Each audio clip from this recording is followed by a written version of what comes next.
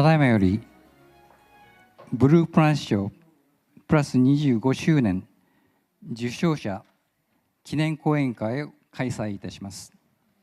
私は進行役を務めさせていただきます旭川財団の安田でございます。よろしくお願い申し上げます。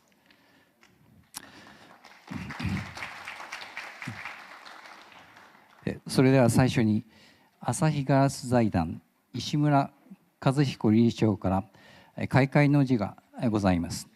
それでは石村理事長お願いいたします。皆さんこんにちは。ここでいいですか。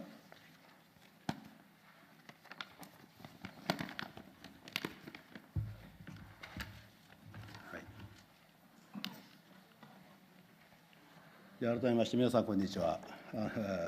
Good afternoon, everyone. My name is Kazuhiko Ishimura, and I'm chairman of the Asuras Foundation and of the AGC Group.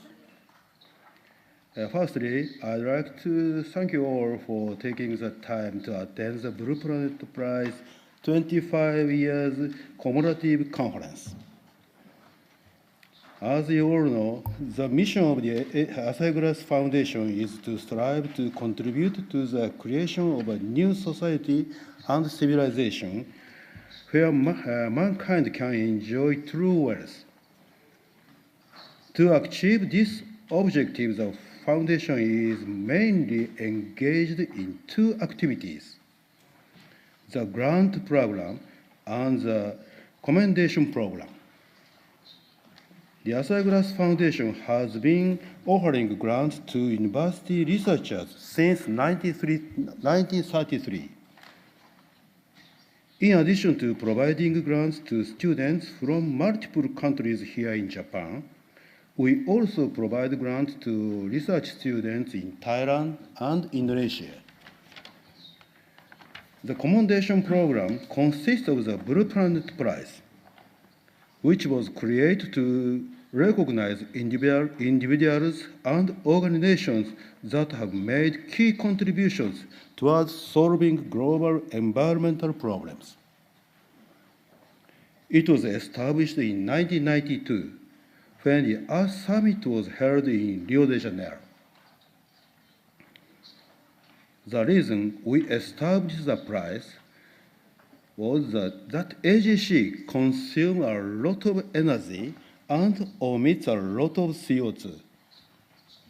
At the time, we wanted to offset the damage we were causing the environment. However, since then, we have developed many technologies and products to help the environment. For example, we produce light glass for cars, which reduces energy consumption. And we produce low-emission glass for buildings to reduce heating or cooling needs, which saves energy. Our target is for our products to save more energy than we spend to develop them. We strongly hope the Blue Planet Prize encourages people around the world by increasing their awareness of global environmental issues and helping them to recognize the importance of solving these issues. Actually, being here at the University of Tokyo brings back many memories for me. About 40 years ago, I was a graduate student here, majoring in mechanical engineering.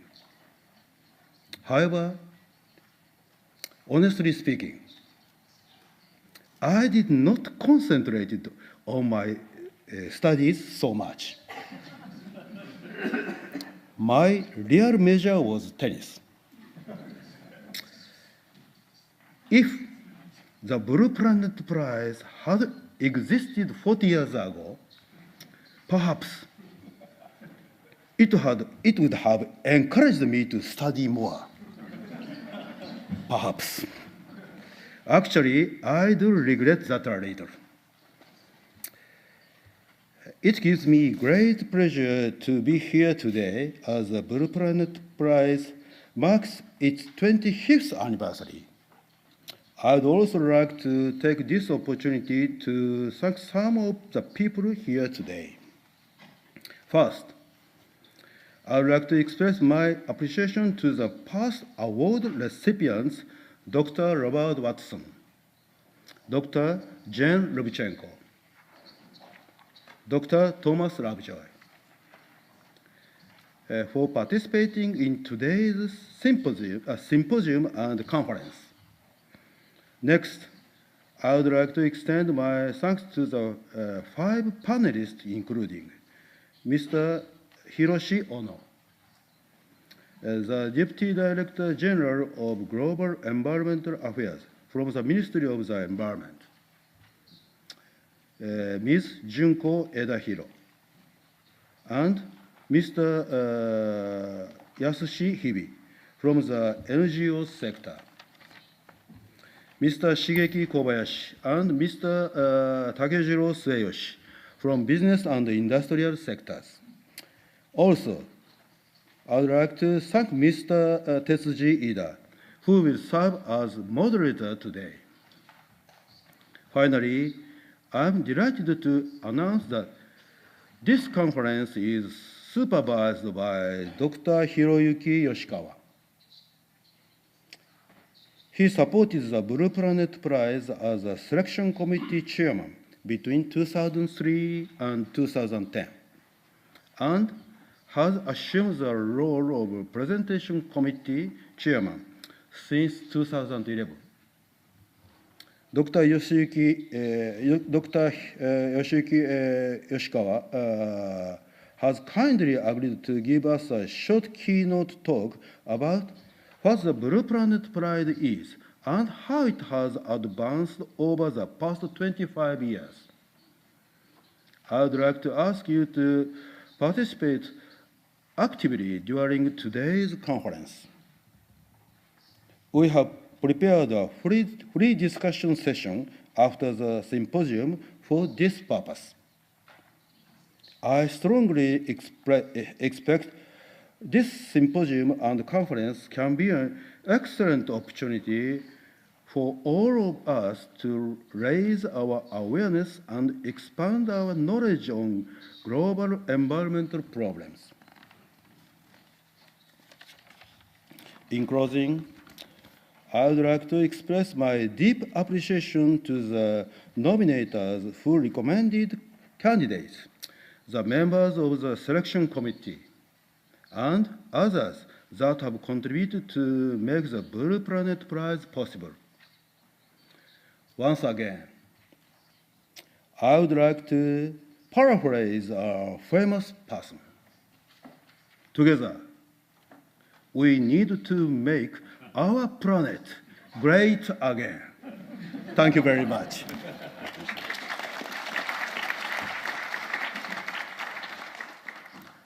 ありがとうございました。続いて、ブループラネット賞研修員の吉川博之先生からお言葉をいただきます。吉川先生、お願いいたします。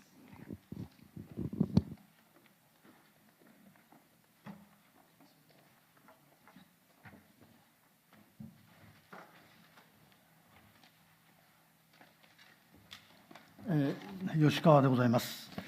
今、石村さんからお話がございましたように、ブループラネット賞とは一体何なのか、それから受賞者の方々はどういう科学者なのかということについて、お話を申し上げたいと思います。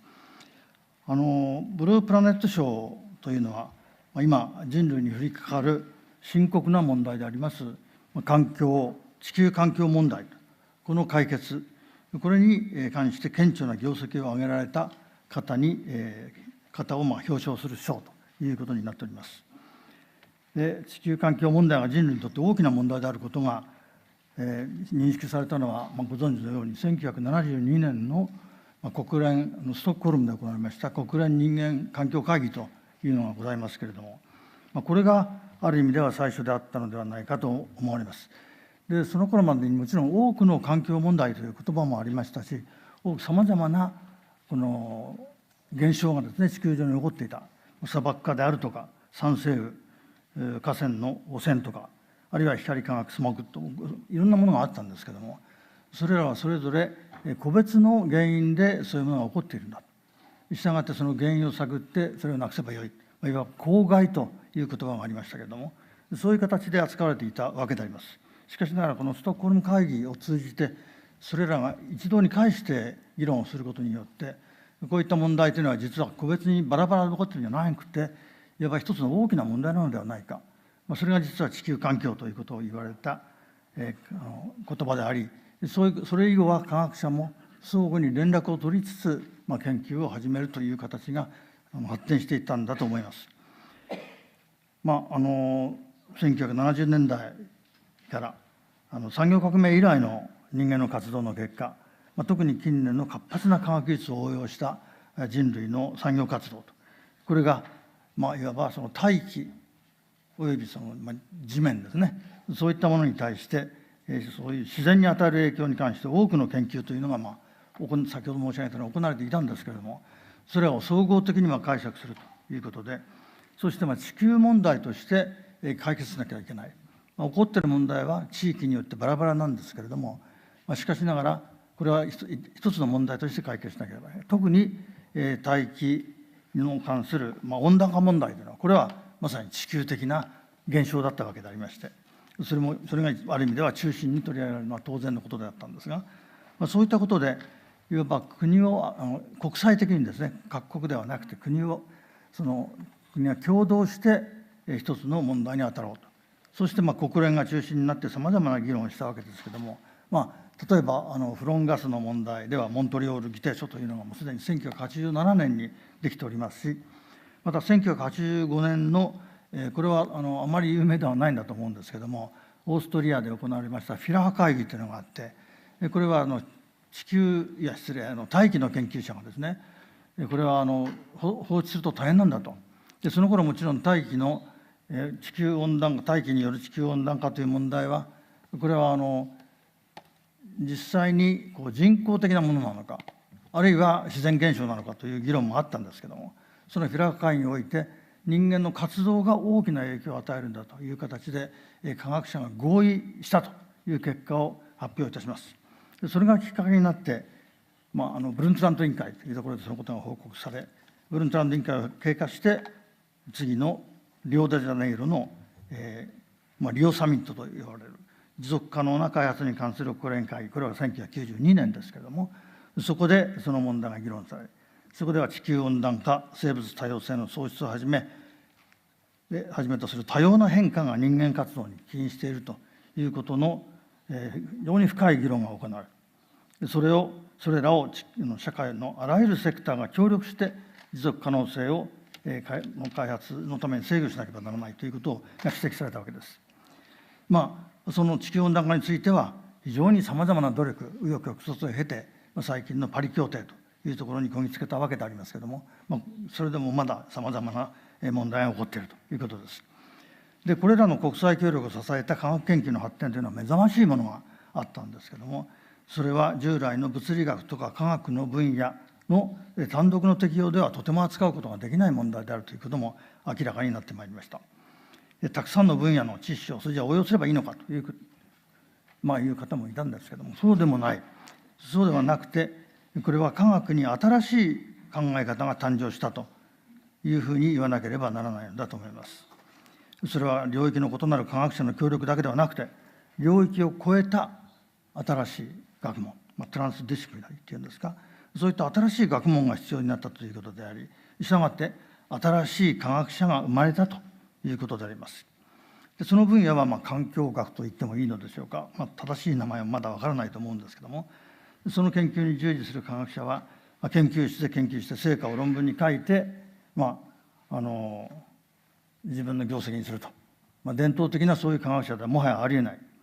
そうではなくて、研究、地球で、あるいは社会で何が起こっているかということを観測し、また社会の人々と対話しながら、どんな知識が必要かを常に社会とともに考える。そういう行動をしながら研究を進める人たちであると定義をしてもいいかもしれません。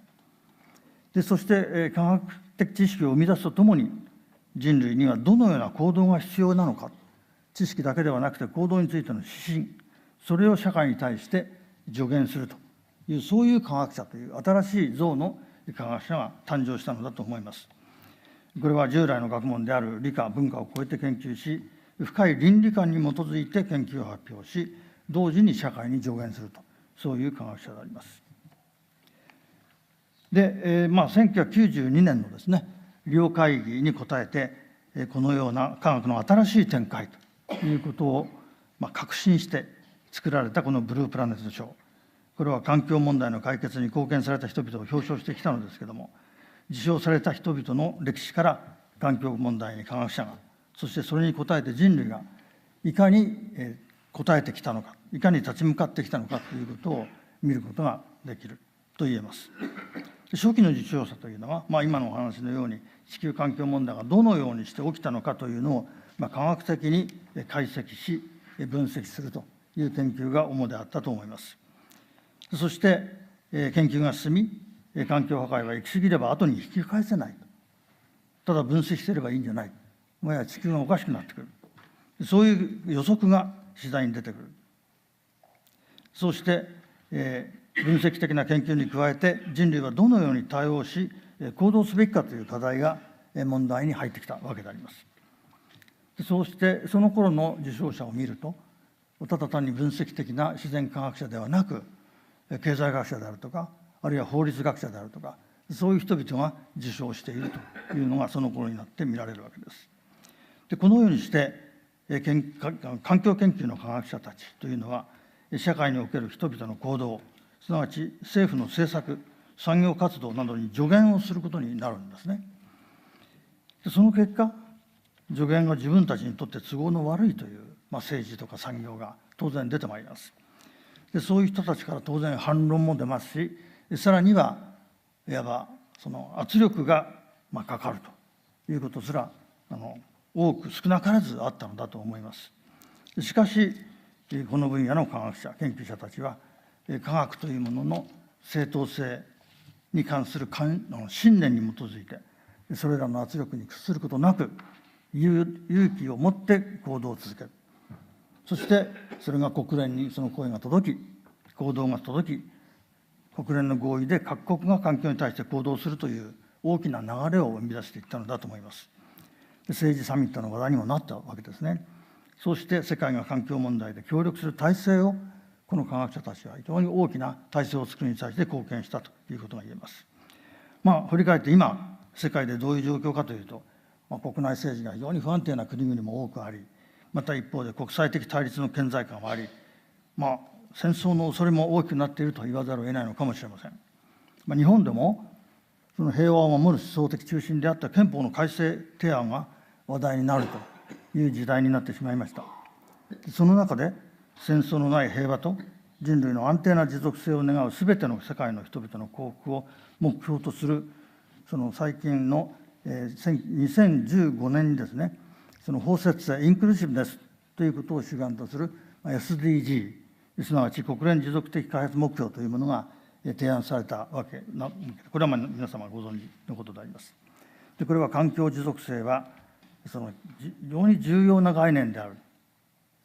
で環境の科学とは自然環境の持続という問題を超えて、この SDG においては人類の将来を支配する生存の条件そのものを扱う科学だということが、そういうメッセージがこの SDG という一つの宣言、勧告には含まれているのだと思います。その結果、領域知識がそのまま進歩に有効であった科学と社会との関係というのを全く変えてしまったということになります。科学の変化が必要です。それは行動の規範を示せる科学、行動に指針を与える科学、これ文化理科を超えた科学を作るため、国際科学会議と国際社会科学、社会科学会議ですね、これが合同するというようなことも行われます。これ ICS と ISSC という国際会議ですね。また教育分野で分析の科学からデザインの科学への移行という動きも見られます。で従来の領域知識によって特定の問題を解決するだけでなく、地球環境問題という大きな問題を解決する科学への展開を予見し、牽引した科学者。これがブループラネット賞の受賞者たちですが、今日お見えのお三方はですね、この科学者たちの真の意味での私は代表される方々だと考えております。貴重なお話が伺えるということを皆さんと共に期待したいと思います。ありがとうございました。吉川先生、ありがとうございました。それではここから、これからのセッションの司会者である共同通信社論説委員の井田哲也様に引き継いでまいります。井田様、よろしくお願いします。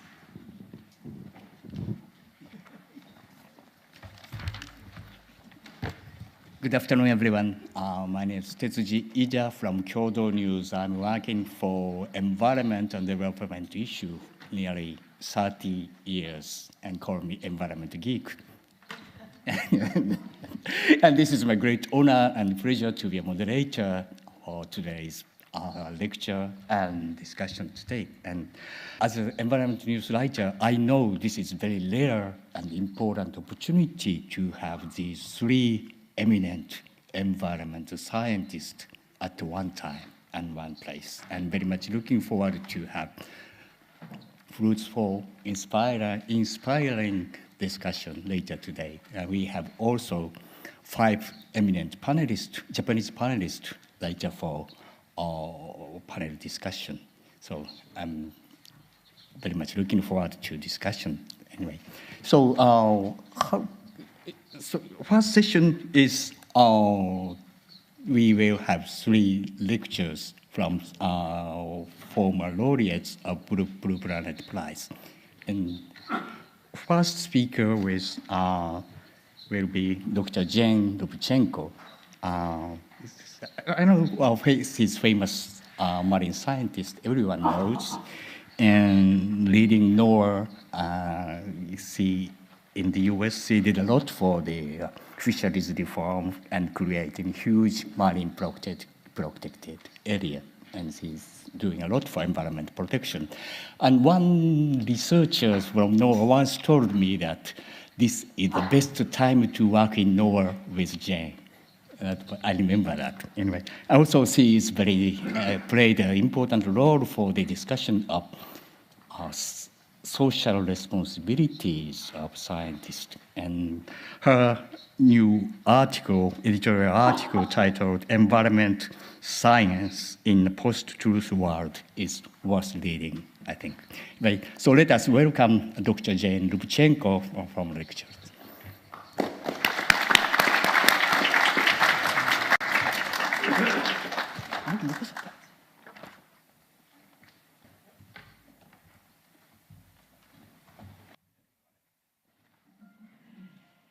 Thank you so much for the opportunity to be here today. It was a very great honor for me to receive the Blue Planet Prize a number of years ago, but it's also a very special honor to be invited back with my dear colleagues, Dr. Bob Watson and Dr. Tom Lovejoy, to participate in this wonderful celebration of the 25th anniversary of the Blue Planet Prize. We are at a crossroads. We do have some major challenges. The time for action is now, but we have hope for the future because there actually is a lot of knowledge, a lot of solutions that we can draw upon. My focus in my remarks today will be on the ocean and what I see as opportunities and reasons for hope to help not only the ocean, because we have a responsibility for all of life on the planet, but also for people, because people depend on the ocean as a core part of the life support system of planet Earth. I want to make 5 key points in my remarks to you today. The first is that the future of the ocean and of people are tightly connected. We can't separate them. The second is that both are at risk for a variety of reasons, but primarily because of climate change, ocean acidification, overfishing, and habitat destruction. Thirdly, we do have solutions to fix these problems. We know how to reduce carbon emissions. We know how to end overfishing and recover depleted fisheries. And we know how to protect biodiversity in habitats. The problem is that even though we have the tools and the knowledge to change course, we have not had sufficient will to use those tools at as fast a rate and at the spatial scales that are needed. That's what has been missing. Now is the time to take advantage of our knowledge and our tools and to harness the energy and passion of young people and to move on to actually act to create the changes that are needed. In short, I bring to you today a coupled message, a dual message, a message of urgency, but also a message of hope. Marine ecosystems all around the planet, whether they are mangroves, as you see in the upper left, or coral reefs in the upper right, or the open ocean, or seagrass beds, all of those ocean ecosystems provide benefits to people. These benefits include things like wonderful seafood that's healthy and delicious. The oceans provide half of the oxygen that we breathe. They provide fuel. They help regulate the climate. Intact, healthy ecosystems have built-in controls that control diseases and pests and pathogens. Mangroves, coral reefs, and kelp forests can help provide protection against storm surge and storms. And ocean ecosystems provide a rich array of other recreational, cultural, and spiritual benefits to people. We've taken these benefits for granted. We've used the ocean since time immemorial. But now, because of overfishing, habitat loss, climate change, and ocean acidification, we are now depleting and disrupting ocean ecosystems around the planet. That depletion and disruption, in turn, is compromising the delivery of these benefits that we want and need from the ocean. This depletion and disruption has very serious consequences to our economy, to our social structure, and to the environment. Many people are saying, is this hopeless? Many of the changes underway are big, they're daunting, they're hard to overcome. And there are more people that are demanding more from the ocean. Focusing just on food security alone, that's a daunting challenge. And the question is it hopeless? I would say to you, no, it is not hopeless. It's hard, but it's not hopeless. And I say that because we have positive progress that is underway now. It's not at the scale we need. Scientists are now working with society, as Dr. Yoshikawa-san said, to propose solutions, not just identify problems. Citizens are becoming more engaged in ocean issues. Policymakers are taking action. Business leaders are stepping up to the plate and leading. These different groups are collaborating with one another, and they're using new technologies. So the question is, how do we accelerate the progress that is underway? What have we learned about what works and what doesn't work? And how can we harness new communities, new people, new energy, and new passion to get on with the business? One of the important emerging themes from analyses that many people have done about what it takes to make progress is finding the right incentives for people. The right incentives can really convert a vicious cycle of unsustainable practices to a virtuous cycle of sustainable practices. Incentives include both economic incentives as well as social incentives. Both types of incentives affect human behavior. Some people, some companies, some governments respond more to economic incentives. Others respond more to social incentives. What do others like me think? What are they doing? Those are the social incentives and social norms. But social incentives are also personal beliefs, personal motivation. What do I think is the right thing to do?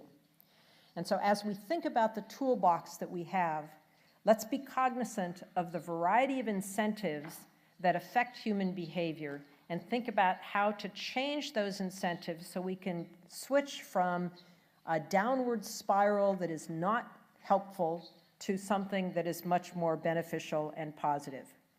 I'm going to give you two examples, one from fisheries and the second from marine reserves. Marine reserves are a special type of marine protected area where no extractive activity is allowed. They are sometimes called no-take areas. I will be calling them marine reserves. So let's start with fishery management. And note that from a food security standpoint, we have to be looking to the ocean, not just the land. Far too many global conversations, especially among governments, talk about food security and they think about grains and livestock. And I would say to you that fisheries and aquaculture are a key part of food security for the present, for the future. This is not a new message for people in Japan, but it is a message that has not yet been heard globally. The history of fisheries is not a good history. This figure shows you the fraction of stocks in different categories that the UN Food and Agricultural Organization uses. Developing means there's plenty of the fish out there, the fisheries can grow. Fully exploited means they're being fished at their maximum levels. Overexploited means that we're overfishing. And collapsed means we've seriously overfished and the stocks are very depleted. Rebuilding, that little tiny sliver in the lower right-hand corner, rebuilding implies that they were collapsed and now they are being brought back. And you can see through time how in 1950, almost all of the fisheries globally were developing. Fast forward to the end of this graph, even more so today, most of our fisheries are fully exploited, depleted, or collapsed. Fishermen are finding themselves fishing harder and harder for fewer and fewer returns. On top of that, we have massive amounts of illegal fishing that is underway. So the challenges with fisheries are quite substantial. And some have said, this is hopeless, let's pivot just to aquaculture to satisfy our needs for food from the sea. The experience that we've had in many countries around the world says, no, we actually can fix fisheries. This is not hopeless. The solution is to find ways to fish smarter, not harder. And what that means is, by changing incentives for fishermen, working with fishermen, with industry, and cooperating internationally, we can end overfishing, rebuild fisheries so they are much more abundant than in a depleted state, and then fish them more sustainably. That's not impossible. We've had experience doing that. And during the 4 years that I was at the National Oceanic and Atmospheric Administration in Washington, D.C., we went through some very painful fishery reforms and are now reaping the benefit of many of those long years of a lot of pain for fishermen and for others. In 2006, the United States implemented a new law that oversees fishing, and it had a number of key components, the first one of which was that it required overfishing to be ended. It wasn't discretionary. It had to be an end to overfishing in a certain period of time, and not just end overfishing, but rebuild those depleted stocks. And so the quotas that were set had to be set every year based only on science that would end overfishing and rebuild. And there's accountability that's built in the system and a focus not just on the species, the target species, but on the ecosystem. And the second key factor has been the option of fishery management councils, the managers and the fishing industry, to use rights-based approaches to fishery management, a different type of fishery management that in the United States we call catch shares. This rights-based approach to management gives fishermen a stake in the decisions and a stake in the future. In the United States, we've had some very strong successes as a consequence of these reforms. I'm a scientist, so I'm going to give you some data. The data are comparing the year 2000 to the year 2015. Actually, it's going to be 2016. I have updated numbers, so I'm going to give you the 2016 data. The number of overfished stocks in the United States in the year 2000 was 92. That's not good. That's really bad. We slashed that 60%, so that by the year 2016, we now have 38 stocks that are overfished. So we slashed overfishing. We're not where we need to be yet, but we're making excellent progress. Even more importantly, we've been able to rebuild a number of stocks. There were 0 stocks that had been rebuilt so that they could again be fished in the year 2000. By 2016, we now have 41 stocks that have been rebuilt so they can be fished again. So they were depleted, populations were really low. They're much more abundant now, the stocks are healthy, and they can be fished again. So that is wonderful success. And that is translating to many other benefits. We've now been able, since 2008, because of this rebuilding, to increase the catches by 23%. There's a 32% increase in value and a 35% increase in jobs. So economic, social, and environmental benefits because of these reforms. I can't emphasize enough how important the fishermen were, leaders in the fishing industry, in making these reforms, both in the policy changes and in the policy implementation. These are 3 fishermen that have been leaders in the fishing industry that I've worked closely with. They were honored by the White House a year and a half ago as champions of change for sustainable seafood. These policy reforms have been noted by a number of other countries. When the European Union saw what we were doing, they said, hey, we'd like to learn more.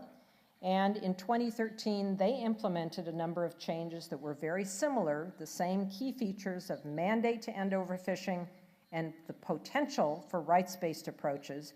They're now in the process of implementing these reforms. And in fact, many countries around the world are adopting some of these same key features.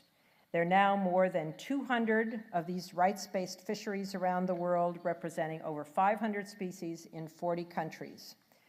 Not all fisheries are alike. It has to be tailored to an appropriate situation. But I think this is a very promising approach that, when used appropriately, can in fact bring great benefit in recovering species and making ocean ecosystems healthier, fishermen fishing more profitable, consumers have more seafood on their plates. It's a triple win-win-win. Shifting now to my second example of marine reserves. These are areas of the ocean that are protected from any extractive activity with the purpose of protecting biodiversity and, in some cases, helping to recover depleted fisheries. We know that when you close an area to any extractive activity, things change inside the area. Species get bigger, they get more abundant, they get diverse.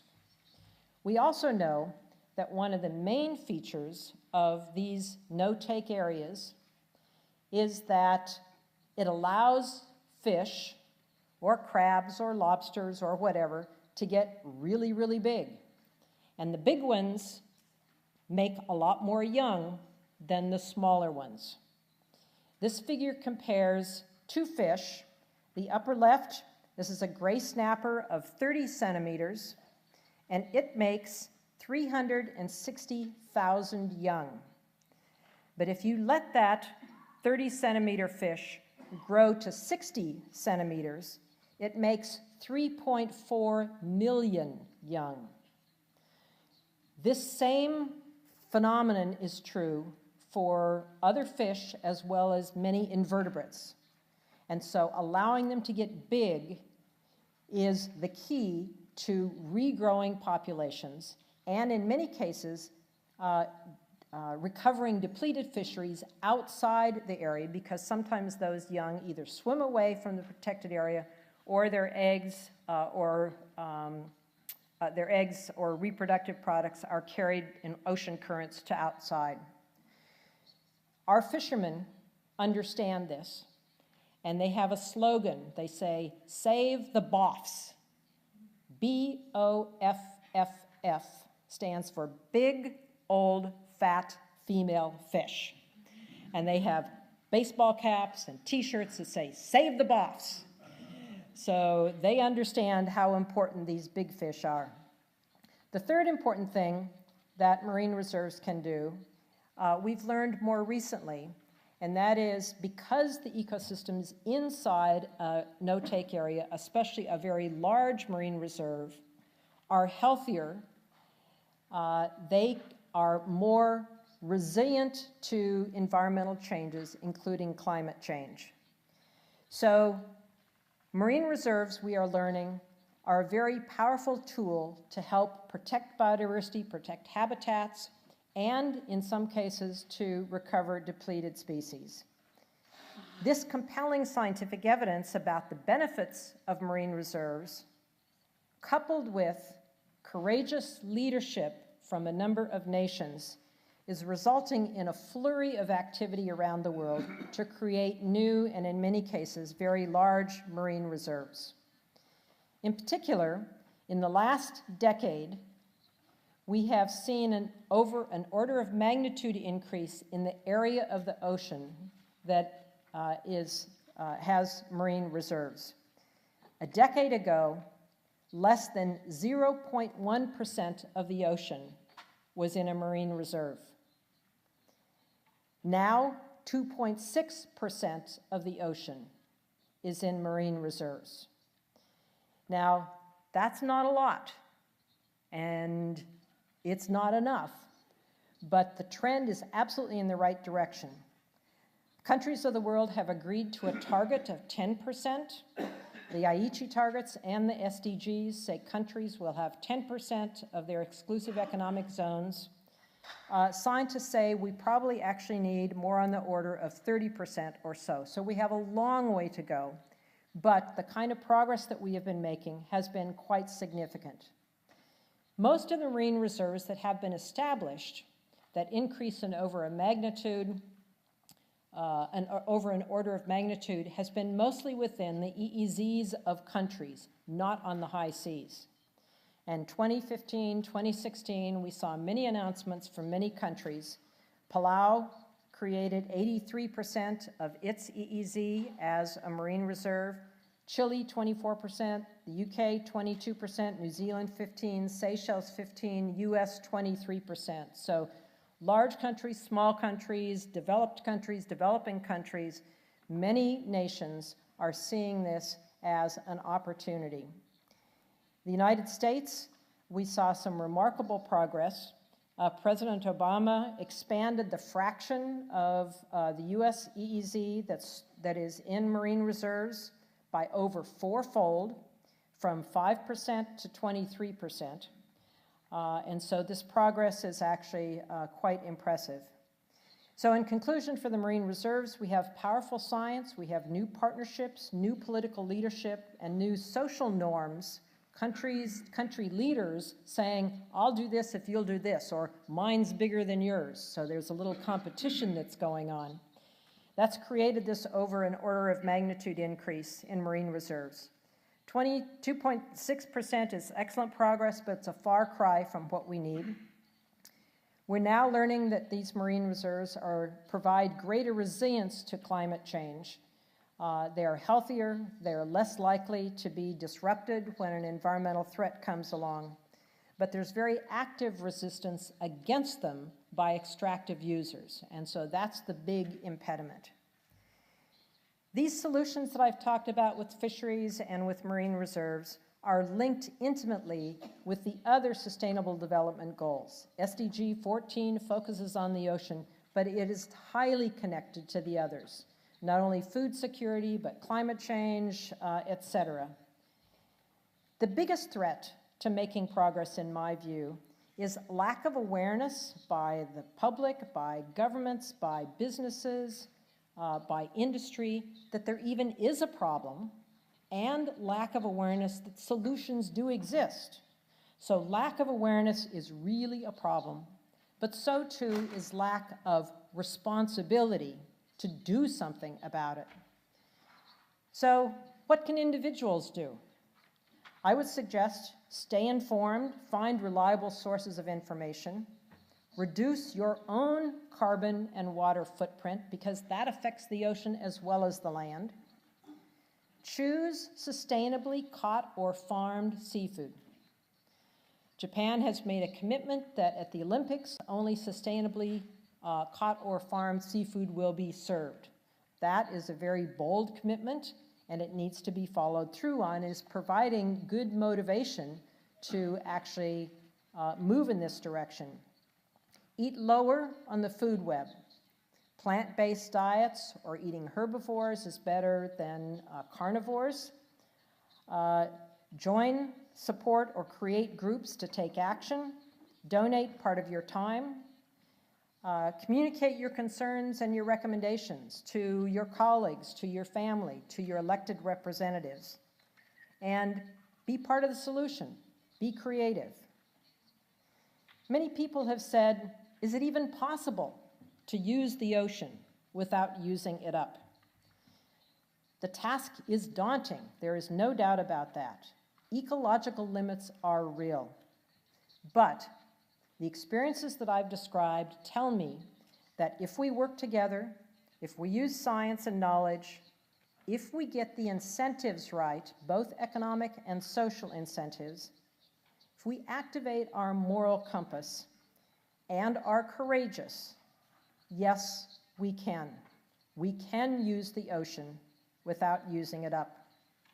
My hope is that we can recover the bounty and use it wisely and equitably.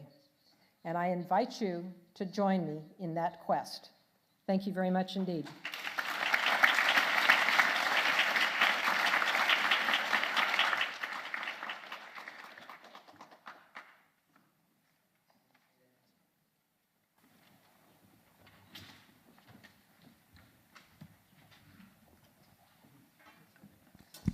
Thank you, Jane. It's very interesting and it's very much inspiring. As a science news writer, environmental news writer, I made a lot of news stories on illegal fishing and depleting stocks, and we know it's very hard to reform fisheries, and it's also very hard to create no-take zone in the ocean.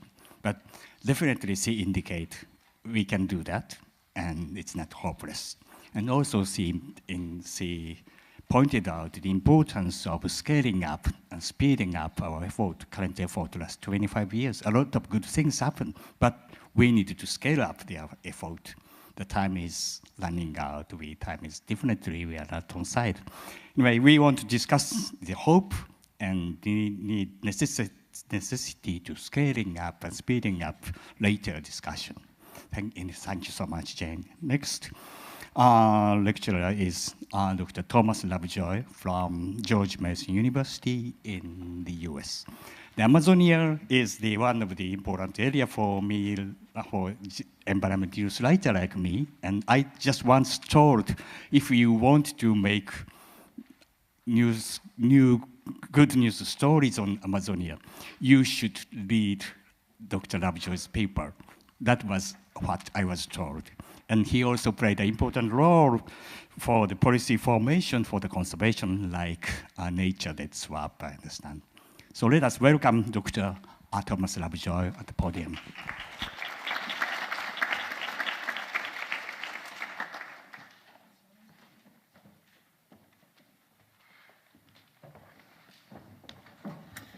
Well, thank you so very much for the opportunity to participate with my two wonderful fellow laureates, Jane Lubchenco and Bob Watson, to celebrate the extraordinary accomplishments of 25 years of the Blue Planet Prize.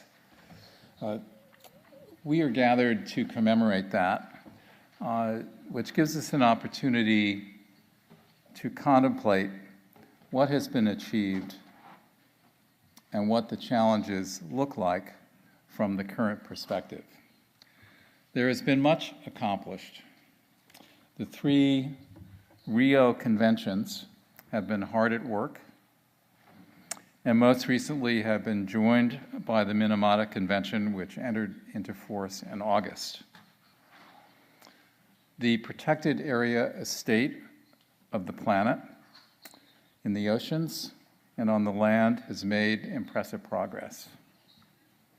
The Amazon is actually now more than 50% under some form of protection, something nobody would have dared dream of 30 years ago. It is also interesting to compare our understanding of the current environmental challenges compared to what seemed the case when the greatest meeting of heads of state in history met in Rio in 1992. I will touch on some aspects, particularly from the terrestrial and biodiversity perspective, since my distinguished colleagues have much to add from the marine perspective and the climate system and the functions of conventions. 25 years does not seem long, but it was a very different time. It was basically before the internet and the cyber world exploded. But so have human numbers exploded, and we face a staggering challenge in providing an adequate quality of life for everyone, present and future. 25 years ago, habitat fragmentation was not considered an important environmental and conservation issue, mostly because the consequences are not obvious instantly, but play out over time.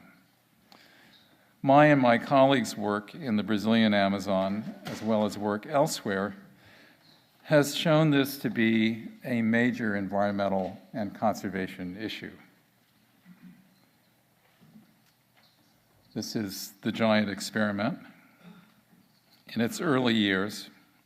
But let me give you just a single example, a single result from the Forest Fragments Project to underscore the importance of habitat fragmentation as a conservation issue. Namely, a 100-hectare fragment of central Amazon forest loses half of the forest interior bird species, like this white-plumed antbird, in less than 15 years. Think of it like a radioactive mineral losing radioactivity and declining to a simpler state. In this case, an ecosystem fragment, shedding species and declining to a simpler state. Human activities continually fragment natural landscapes, and many species have been and will be lost as a consequence. But happily, there is a remedy. If the fragments are stitched back together relatively soon after fragmentation, a lot of the species will not be lost. This is illustrated in the work in the Atlantic forest region of Brazil by Stuart Pym and his Brazilian colleagues. Already, golden lion tamarins, which numbered only 100 individuals in the entire world when I first began working on conservation in the 1970s, have benefited. Soil biodiversity was largely overlooked 25 years ago, yet it is incredibly important. The soil is a living environment. It is not dirt, as some people refer to. It is a living environment. It is soil and makes important contributions to soil fertility, terrestrial ecosystems, and the well-being of humans and other organisms. Today, there is, whoops, a little too fast there. Today, there is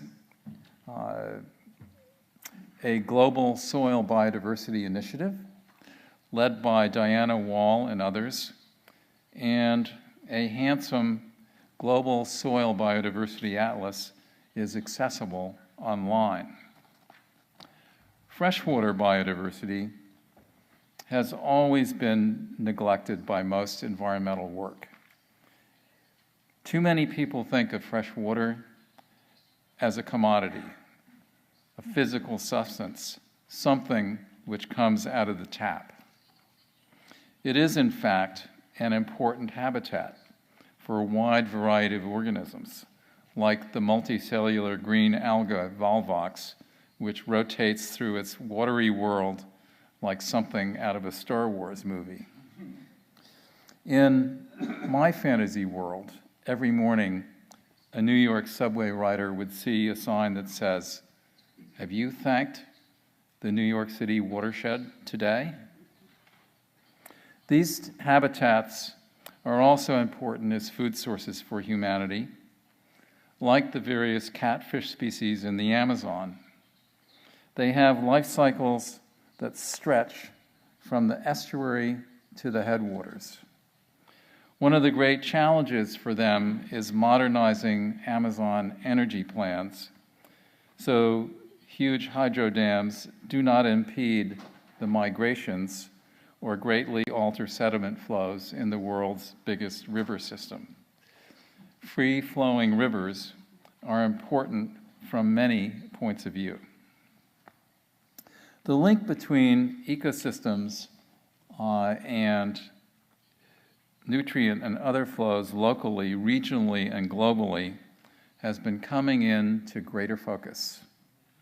It is now apparent that the great Amazon rainforest is an important source of aerial moisture south of that great forest, even contributing to rainfall and soil moisture in southern Brazil and the La Plata Basin. The impact of road building on the forest through spontaneous colonization and unsustainable practices can have far-reaching effects and may, in fact, affect these rivers in the sky.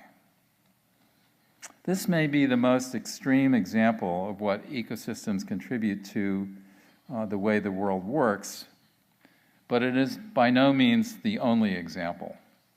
All of this has important aspects, economic aspects, as can be seen from the pioneering work of fellow laureates Dasgupta, Sachs, Herman Daly, Pavan Sukhdev, and Gretchen Daly, amongst others. In this world in which we live, we actually are living in a soup of man-made chemicals. To illustrate this here, I'm referring to just one, an antibiotic, diclofenac, which actually used in veterinary medicine excessively has led to the disappearance and close elimination of a number of vulture species in Asia. we know very little about the effects of man-made chemicals in the environment. There are tens of thousands of them. And we have virtually no sense of how they interact with one another. In the last 25 years, endangered forms of life have exploded in number. The current estimate is that species are going extinct at a rate 100 to 1,000 times the normal background rate. And recently, Sabalos and others examined what was happening at the population level for vertebrate species and revealed dramatic population declines, the prelude to extinction. And what we're seeing here is a diagram of the percentage of species with major population declines, and you can see that in virtually any part of the world you look at, there have been major declines of greater than 80%. This basically reveals broad and large declines that will lead to a massive increase in number of extinctions. And what it does do is let us take anticipatory action rather than be caught by surprise in a tsunami of extinctions. And here you can see it diagrammed geographically around the world. This is very recent information. The impact of climate change on biodiversity can be seen everywhere in changes in life cycle timing and geographic distribution as species attempt to track their required climatic conditions. More concerning than that is the vulnerability of ecosystems to abrupt change. Coral reefs bleaching because of warmer water. And North American coniferous forests with massive dieback because the climate has tilted the balance in favor of native bark beetles. And here you'll see the progression of bark beetle outbreaks from essentially the 1960s until early in the present century. And at the beginning, you can barely see the little red pinpricks of outbreaks. But as time goes on, they become larger. There's another generation of beetles able to get in the longer summers and more survive the milder winters. And even after a severe winter in 1985, the populations are not knocked back that far. I show both these two examples because I think they make a really important point. And that is, they demonstrate that we can anticipate major ecosystem change, but that it will not be predictable by normal climate and vegetation models because they derive from the idiosyncrasies of the particular species. They also clearly show that the Climate Convention's provision about ecosystems adapting naturally is already being violated and make a very strong case for limiting climate change to something more on the order of 1.5 degrees, which is no small thing to achieve. In 1947, pioneering freshwater ecologist Ruth Patrick, who, had she been younger, would probably have been a Blue Planet laureate. Ruth Patrick published research demonstrating that the number and kinds of species in a stream or river, that's the number and kinds of species in a stream or river, reflect not only the natural, physical, and biological conditions, but also the impacts of human activities in the watershed. and that's her classic publication in 1947, and she was awarded the Presidential Medal of Science in honor of this work. One can actually see that broad principle reflected in the planetary boundaries produced by the Stockholm Resilience Center, which endeavors to measure the extent to which we have gone beyond the conditions that nurtured the rise of human civilization. The green at the center is the conditions that nurtured the rise of human civilization. And the red zones beyond are areas in which we have greatly exceeded those conditions and for which we have the data. The ones that are simply white in this diagram are just lacking in information. So in this very first iteration of this diagram, I think the nitrogen cycle distortion is roughly correct. I think the climate change distortion is actually underestimated because of the impacts of climate change on biodiversity. And I find it, of course, not surprising that biodiversity extends far beyond the other two. It is simply because biodiversity integrates all environmental problems, not just those that affect it directly, like habitat fragmentation or over-harvest. So the challenge is essentially the following. Can we manage ourselves appropriately so that we can achieve a biologically diverse planet that is beneficial for humans and other forms of life? Thank you.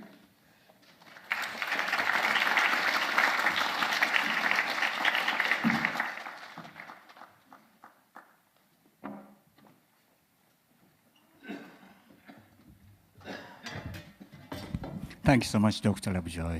And to see the declining biodiversity is very much scary, and we have to, it's definitely we have to do something for the conservation of biodiversity on this planet. And it's very good presentation for us to understand the importance of biodiversity and things. So thank you so much for your presentation. And last, third presenter with Dr. Bob Watson. Please allow me to call you my teacher and my friend. I know him quite a long time, since the 1990s. He's working for the ozone layer protection and the climate change as the chair of IPCC and agriculture issue and World Bank. And now he's leading important role to assess the biodiversity on this planet as a chair of IPBES, and I think a comprehensive new report will come in 19th, right? I'm very much looking forward to see the report, important reports to come out. Anyway, please let us welcome Dr. Bob Watson to the podium.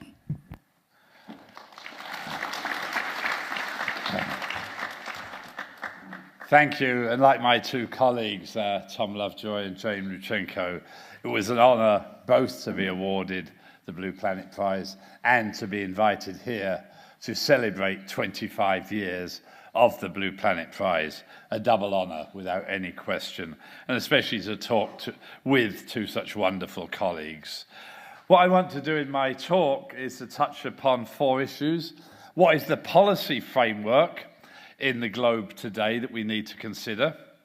What do we know about human-induced climate change? I will only touch lightly on biodiversity and degradation of ecosystem services because Tom and Jane have covered this in great detail. But then I want to talk about what are the implications of human-induced climate change and loss of biodiversity on the UN Sustainable Development Goals. It is very clear that while climate change and loss of biodiversity are environmental issues, they're far more. They're development issues, their security issues, and their economic issues. So the three big policies that have been enacted over the last few years is the Paris Climate Agreement, and I'll explain it, the Convention of Biological Diversity, the 20 Aichi targets agreed here in Japan under the Convention of Biological Diversity, and the 17 Sustainable Development Goals. And the majority of countries in the world have signed all three of them. The governments of the world should be applauded, strongly applauded, for these three agreements. What we're lacking is implementation. So the Paris Agreement, there's a lot of words on the slide. Very simply, we should try and limit human-induced climate change to no more than 2 degrees Celsius relative to pre-industrial, and with an aspirational goal of 1.5. I will later show it. I don't believe either are possible. We need to peak greenhouse gas emissions as soon as possible, really within the next 5 years. Unfortunately, that won't happen. Each party, each government needs a national plan. It recognises the need for adaptation. We're already changing the Earth's climate. It's already having adverse effects, which I'll show. And there clearly will be a need to adapt to the changes that have already occurred and the changes that will occur in the future. And very important for a lot of developing countries, they can only transition to a low-carbon economy with technical cooperation and financial assistance. And the number that's been agreed upon is $100 billion a year. And there is a real question, where will that money come from? With respect to biodiversity, we basically have the strategic plan, and that is literally by 2050, we need to value biodiversity, we need to conserve it, we need to restore it, we need to use it wisely.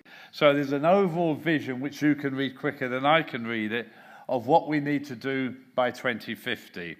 We therefore have a mission, and that is we need urgent action, as you also heard from both Tom and Jane, to halt the loss of biodiversity. There are 5 large strategic goals that you can see, A through E. Basically, and I'll talk about them in a little bit more later, we need to address the underlying reasons of why we're losing biodiversity. We need to look at the drivers of changes in biodiversity. We need to improve the status of biodiversity. And Jane talks a lot about how that is being accomplished in the marine environment. We need to make sure all human beings, Goal D, get benefits from biodiversity. And effectively, we need to have Goal E, which is an implementation strategy, basically. So this was the agreement that was derived in Japan a number of years ago. And they basically came up with 20 goals. 4 for mainstreaming biodiversity. How do we integrate biodiversity into agriculture, into everything we do? What are the direct drivers of change? And I'll touch upon that. How do we actually reduce these drivers of change? How do we improve the status? Number 11 is through protected areas. And Jane talked about that very much in her talk on the marine environment. Then 14, 15, and 16 is how do we get the benefits to people? And as I say, there's a series of efforts of effectively how to implement this. So that's another big set of policies. You saw this earlier from Jane, and that is there are 17 UN Sustainable Development Goals. They apply to every country in the world, and literally every country in the world did agree with these. They go from the elimination of poverty by 2030, leave no hungry people behind by 2030, make sure everyone has water quantity and quality, make sure that we reduce adverse human health issues, how do we get sustainable production and consumption, how do we minimize inequities across the world, and how do we have peace and justice. I've only touched upon a few of them because, again, you can read this much quicker than I can say it. These are wonderful goals, and what my talk will show is unless we can deal with climate change and the loss of biodiversity and climate change threatens our ability to meet any of these goals. So where are we on climate change? There's absolutely no doubt that we humans are changing the Earth's climate. Warmer temperatures, more extreme weather events, changes in precipitation patterns, sea level rise. Why? The use of fossil fuels to produce energy and deforestation. Most of these impacts of climate change are negative, especially poor people and especially developing countries. And as I've said, and I will talk about it a bit more, they will undermine the UN Sustainable Development Goals. We need to transition to a low-carbon economy to limit human-induced climate change. And there are cost-effective technologies today in both producing energy and using energies that we could use today that are not being used. We have a Paris Agreement I've mentioned, the aspiration of 1.5, the hard target of 2, and so it's indeed a good step forward, but can we reach those targets? And it's very similar to Tom and Jane, the time for action is now. We must reduce our greenhouse gas emissions now to prevent further climate change. This just shows you on the right-hand side the global picture and different regions of the world, as you can see, Asia, Europe, etc. The black line is the observed temperature change to date from 1900 to 2010. And as you can see, every region of the world and globally average, where it's the land or land and ocean, it's going up. We have warmed the world and we've already increased the temperature more than 1 degree Celsius in the last 100 years. The blue lines are where we try to simulate that climate change with natural phenomena alone. Changes in solar output, changes in volcanic activity. And as you see, the blue lines do not fit the black lines. We then have a climate model that brings in all human activities. Greenhouse gases into the atmosphere, land changes which affect albedo, putting aerosols in the atmosphere. And as you can see, the black line and the pink lines are in very good agreement. And this is just part of the evidence that says we humans are affecting the Earth's climate. This then shows we have observed impacts on physical systems, the blue, things such as glaciers, snow amount, biological systems, both terrestrial and marine, green, and human-managed systems such as food production and agriculture. These have actually been shown to absolutely be due to human-induced climate change. So what do you see? All over the world, we have changed some of the physical systems, the biological systems, and the human management. Change has already occurred because of us. Now the question is, what could happen in the future? RCP 2.6, and we won't worry about what that means, is a low emissions trajectory. Low emissions over the next 100 years. 8.5 is high emissions. If we can reach the low emissions trajectory, we could actually meet the 2-degree target of the Paris Agreement. But if we have a high emissions scenario, and that's what we're on today, we will see the right-hand side. And what you see is that temperatures could increase many degrees, 4 or 5 degrees over most continents. The land warms more than the ocean, and the high latitudes warm more than the equator. We must avoid this 8.5 scenario. We also see changes in precipitation. The blue areas means it gets wetter. The yellow areas means it gets drier. Totally perverse. The wet areas of the world today will become wetter with more floods, and the dry areas will become drier. Very, very perverse, unfortunately. Sea level will definitely increase. It's already increased across the world. The projections are relative to the year 2000, another 1/4 of a metre, 25 centimetres, up to 1 metre. Depends again on the greenhouse gas emissions, from low emissions in blue to high emissions in orange. Many people believe this is an underestimate of what will happen because we have not adequately taken into account the melting of the Greenland ice sheet and the melting of the West Antarctic ice sheet. So if anything, this may be a little conservative. Jane mentioned ocean acidification.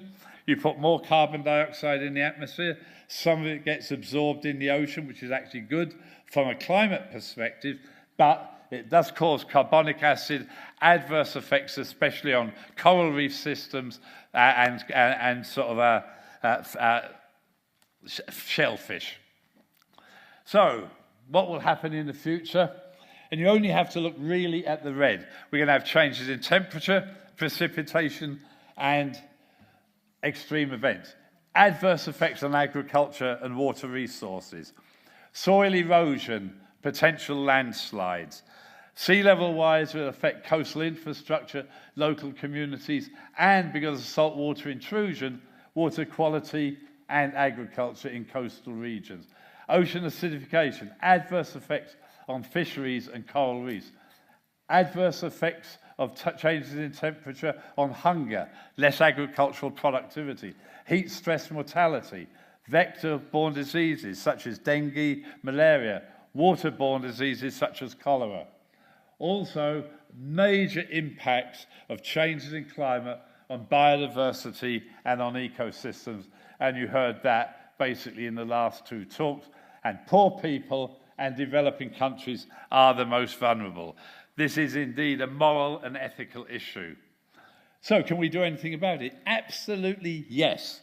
There is no question we could rapidly increase energy efficiency. Japan is probably the world leader in energy efficiency in all sectors. We could deploy renewable energy such as wind, solar, and potentially modern biomass if done carefully. We need to put a price on carbon because there are adverse economic effects of using fossil fuels that reflect adverse effects on health and the environment in general. So if you put a price on carbon, it would actually stimulate a transition to non-carbon sources of energy. Clearly, we need to catalyse behaviour change from the individual, what you and I can do to save energy, to what governments can do and what the private sector can do. And there is no question we should have no more coal plants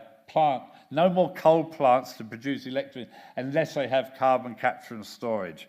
And so when Japan makes a decision to reduce the amount of nuclear energy, if they then actually decide to supplement that with coal, it's going to be very hard for Japan to meet the Paris Agreement, and it would really be going in the wrong direction.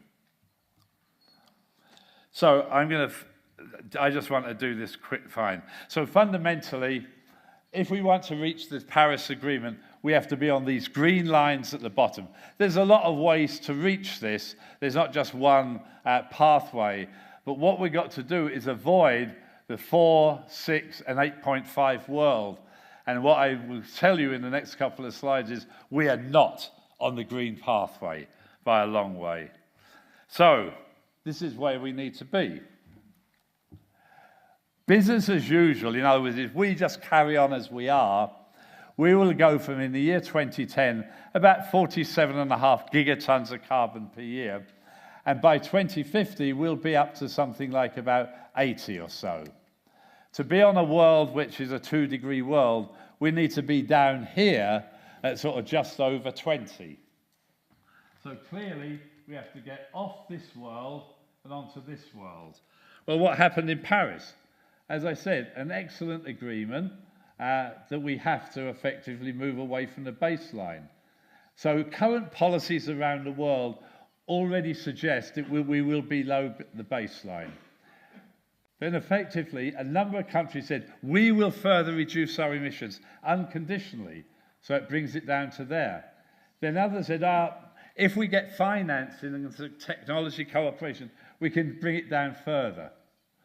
So that's the condition. So that's the Paris Agreement.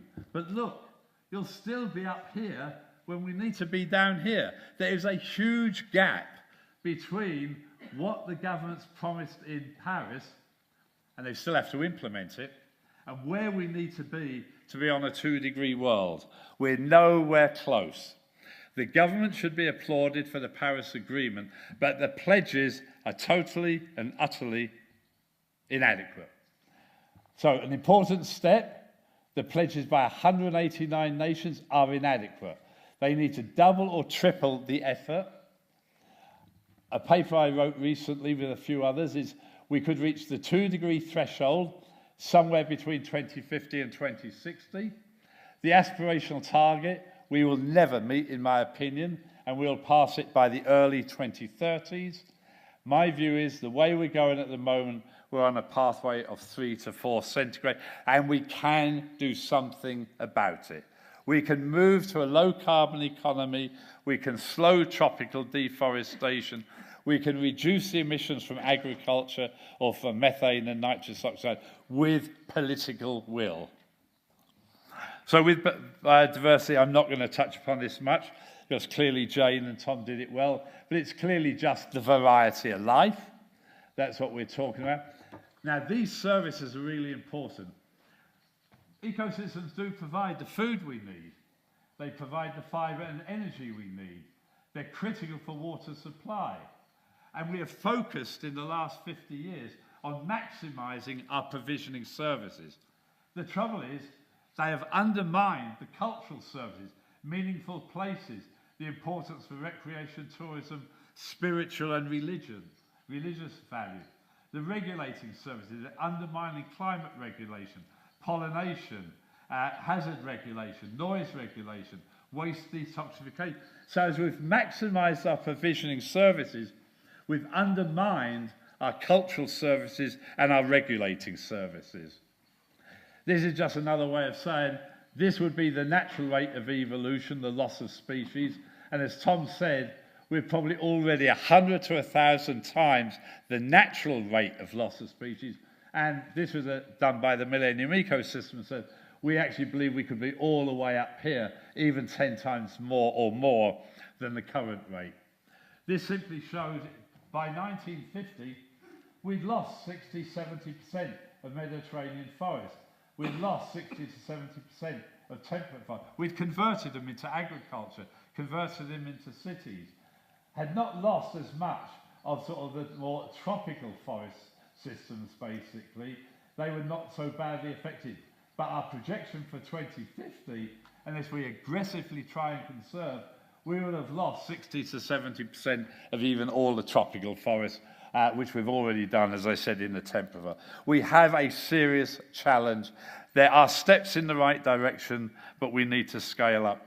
The 5 big drives of change are changing the habitat, converting a forest to an agricultural system, a mangrove to a shrimp farm, climate change, invasive species, overexploitation, Jane showed that beautifully in the oceans, and pollution from nitrogen and phosphorus, and Tom showed how we've greatly exceeded the planetary boundary for nitrogen.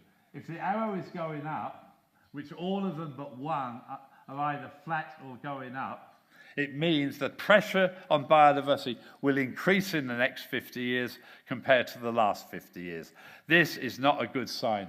We need to reduce all of these pressures which affect all of these different types of ecosystems. So the Aichi targets, and I'm not going to read this all out, you can read it.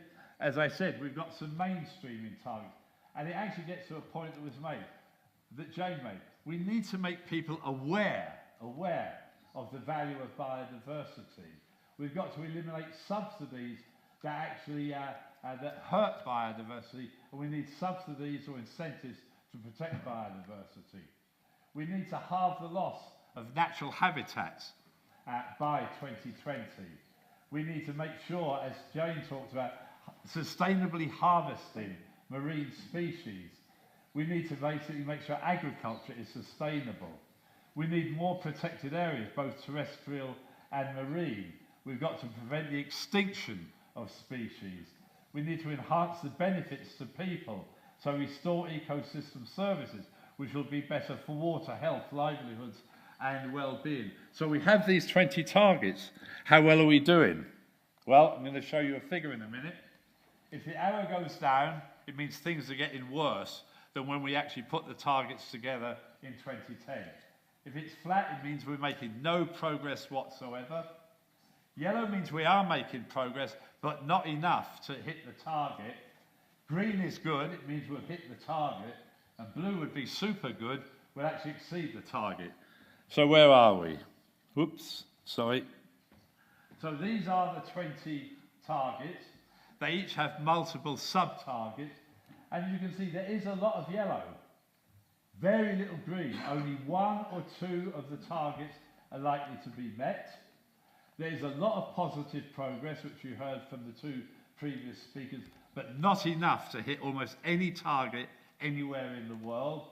And some, no progress whatsoever, and some we're actually going backwards. So, positive news, a lot of progress, but nowhere near what we need. Nowhere near what we need. And so, the Sustainable Development Goals, 17 of them. If we could achieve these, we would have a much more sustainable world, a much more equitable world. The trouble is climate change and destruction of biodiversity will adversely affect our efforts to reduce poverty. They'll absolutely adversely affect our ability for food security. They absolutely will affect healthy lives. Climate change, as I showed, has really adverse effects on health. Gender equality is linked to a lot of things in the way we manage agriculture. That will actually be hard to achieve. Water, really a challenge if we have climate change and a loss of biodiversity and a loss of ecosystem services. Economic growth will absolutely be inhibited by climate change and by a loss of biodiversity. Infrastructure, especially in coastal zones, will absolutely be threatened, as it will be in the high latitudes where you've got permafrost. Inequality, the poor and the poor developing countries suffer most, so inequality will actually get worse. Cities will be badly affected by heat stress and climate change, and it will be and we will not meet the challenges of climate change, marine biodiversity and terrestrial biodiversity. And I would argue that it could actually lead potentially to violence, and therefore it's going to be much harder to have peaceful and inclusive societies. Therefore, climate change and biodiversity are, as I said at the beginning, environmental issues. Far more, they're development issues, they're economic issues, they're moral and ethical issues. So the conclusion is very straightforward. The world is vulnerable to both human-induced climate change and loss of biodiversity.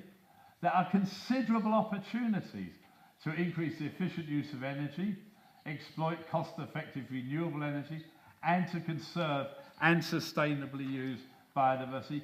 There is no dichotomy between economic growth and protecting the environment. The old philosophy of pollute now, clean up later, totally and utterly been discredited.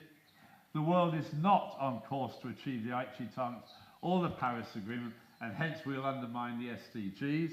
We need to act now to transition to a low-carbon economy. We need to act now to conserve biodiversity, but we also need to continue to generate new knowledge through international programs such as Future Earth, and we need to continue to assess knowledge, the Intergovernmental Panel on Climate Change, the Intergovernmental Platform on Biodiversity, for informed decision makers. Absolutely, we now do have this IPBES, which I currently chair. Our objective is to strengthen the science policy interface to give government, the private sector and society, the public, the knowledge we need for informed decision making. It's very similar to the Intergovernmental Panel on Climate Change, which I once chaired. We currently have 127 members. We're only about 4 years old. IPCC now has 190. We assess knowledge. We try and catalyse knowledge generation. We do policy tools to help governments, and we help to build capacity in developing countries. We have an interesting conceptual framework. We have what I call the Western view, which is effectively we look at biodiversity and ecosystems. They give us ecosystem goods and services, and they relate to human well-being. But we also have an indigenous peoples perspective, and one that relates very much to Japanese culture, and that is we have Mother Earth, a system of life. It gives us nature's gifts, and it means we live in harmony with nature, we live in balance and harmony with Mother Earth. So we've brought together a Western view of the Earth, with, I call it, an indigenous Japanese perspective of it, We look at what are the direct drivers, how do we govern ourselves. And so this is our conceptual framework, and the last slide simply says, we've already finished a pollination assessment. We've already finished the assessment on scenarios and models of biodiversity and ecosystems. Next year, middle of next year, we will have finished one on land degradation and restoration, 4 regional assessments. We do everything other than the open ocean and Antarctica, but we'll cover the open oceans in a global assessment, and we'll finish that in 2019. So there's a lot of work to get, what do we know about society, the way we're affecting biodiversity, and the implications of human well-being. And lastly, thank you for listening.